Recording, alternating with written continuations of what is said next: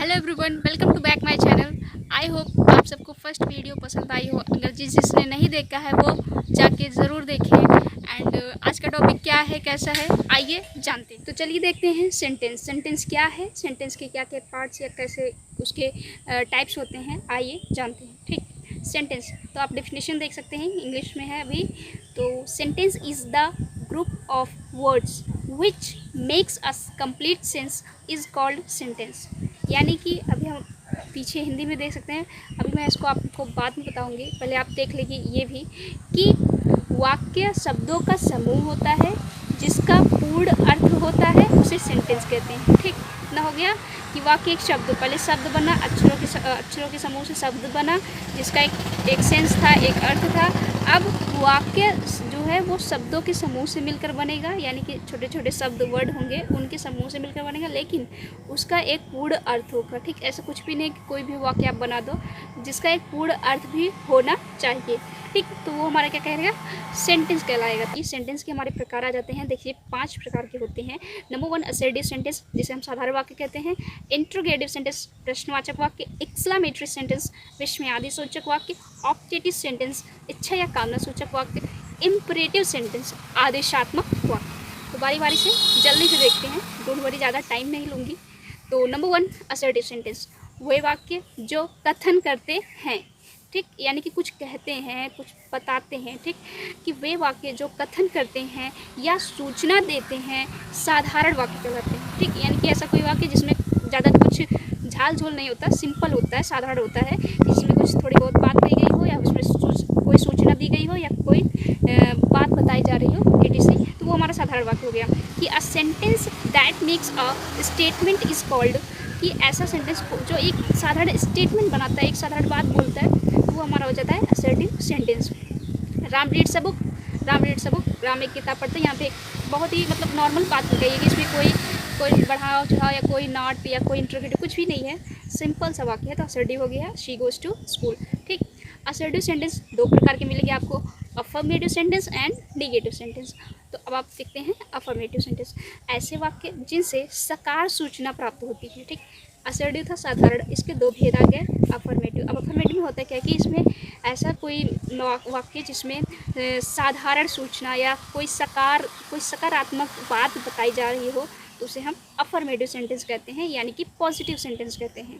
अब आप देख सकते हैं the earth moves around the sun, कि सन के चारों ओर पृथ्वी क्या करती है, चक्कर लगाती है। अब आप देख सकते हैं ये बात एक कहीं ना कहीं तरीके से सत्य भी है, और दूसरा इसमें बात जो कही गई है वो नॉर्मल कही गई है, इसमें कोई नॉट का या इंट्रोगेट कुछ भी ऐसा मतलब कुछ भी नहीं बोला गया है, ओनली सिंपली बात कही गई है, वो भी सत्य है।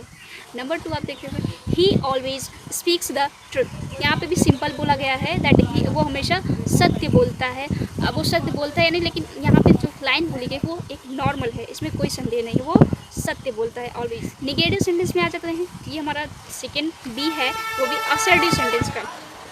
अब देखो निगेटिव सेंटेंस में क्या होता है कि जिन वाक्यों से हमें नकारात्मक सूचना प्राप्त होती है, यानी कि जिस भी वाक्य में आप नहीं देखते हैं या मतलब और कुछ हो या ना हो, लेकिन उसमें नहीं ज़रूर रहेगा या ना रहेगा, समझ जाइए वो नकारात्मक वाक्य है और उसमें कोई ना कोई एक नकारात्मक सूचना मिल रही है, तो उसे हम निगेटिव सेंटेंस कहेंगे। तो एग्जांपल देख लीजिए, I don't go to school, I don't go to यानी कि इसमें इनकार कर रहा है, मैं स्कूल नहीं जाता हूँ। She is not playing here, वह यहाँ नहीं खेल रही है।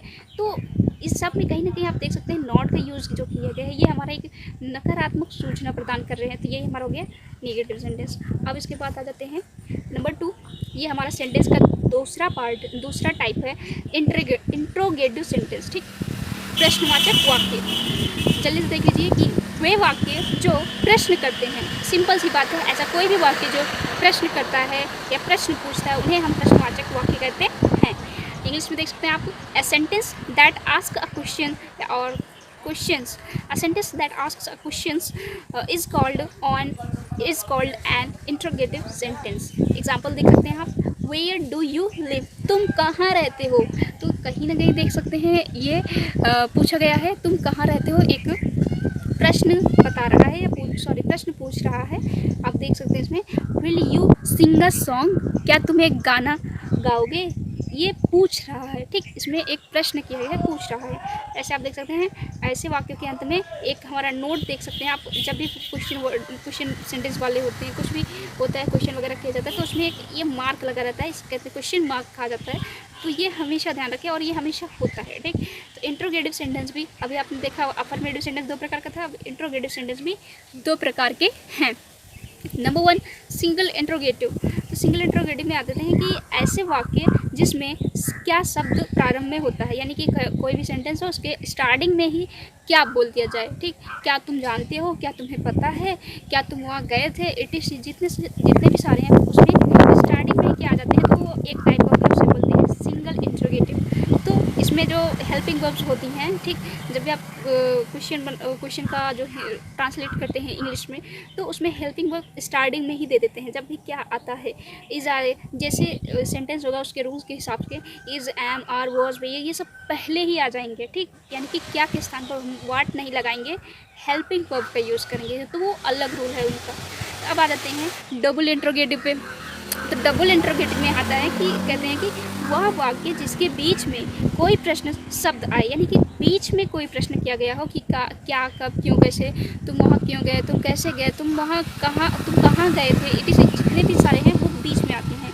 तो बीच में जब आते हैं तो उनके लिए आप सिंपली जो जैसा हो उसके लिए वैसा हो, क्या है व्हाट लगा लिए, क्यों वाई लगा लीजिए, एंड ऐसे सारे लग जाते हैं। जैसे व्हाट डू यू रीड, तुम क्या पढ़ते हो, ठीक।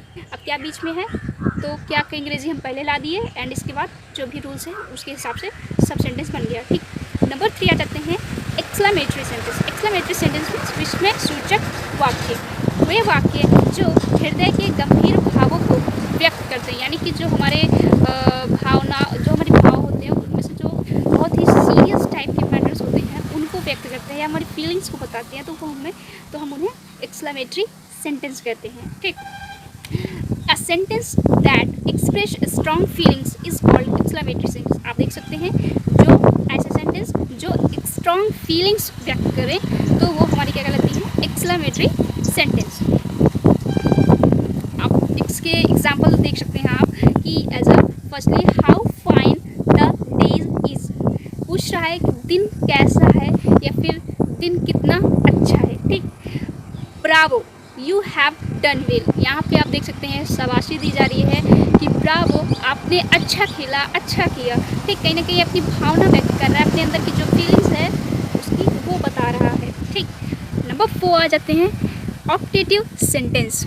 ऑप्टेटिव सेंटेंस में क्या है कि इच्छा या कामना सूचक, बहुत ही सिंपल है, इसमें कुछ भी नहीं, आपकी जो विशेष होती हैं या फिर आप जो चाहते हैं, जो बोलते हैं वही है, मतलब आपके अंदर क्या चल रहा है वही व्यक्त करता है। तो जो वाक्य इच्छा या कामना या आशीर्वाद का बोध कराए उसे हम ऑप्टेटिव सेंटेंस कहते हैं, ठीक।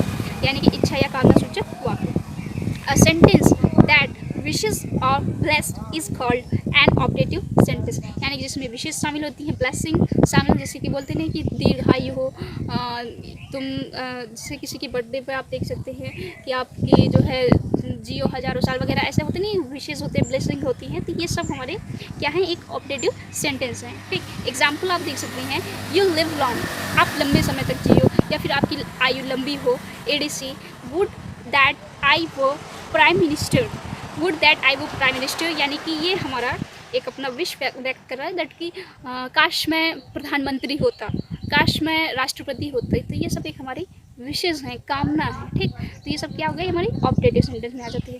अब लास्ट में आ जाते हैं, हम देख सकते हैं इम्परेटिव सेंटेंस, यहाँ पे थोड़ा सा कम दिख रहा है, इम्परेटिव सेंटेंस, IMPERATIVE,